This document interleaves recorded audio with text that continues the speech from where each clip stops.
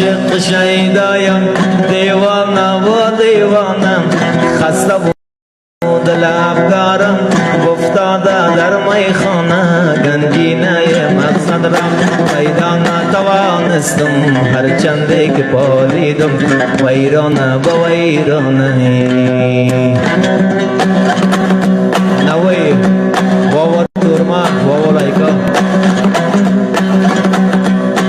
از شوق گل رویت دیوانه شوم یا نه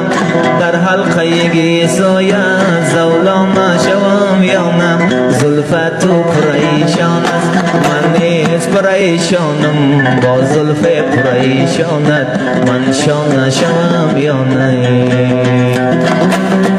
تقدیم داود جان عاشق. وای مای شبستان بشنو که چی میگویم از مست گل رویت پروانه و پروانه گنجینه مقصد را پیدا نتوانستم هرچنده که پالیدم ویرانه و ویرانه.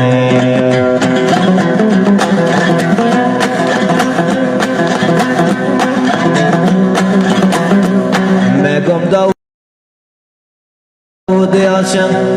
خوش آمدی لالا جان میگم داود عاشق خوش آمدی لالا جان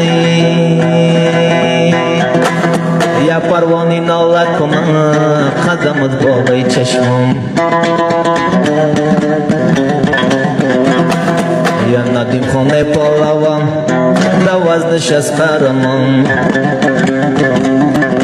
یا شانوید شوربازان بخت استی بیا در خان یا جمشید چار کاری رنگت نباشه خزان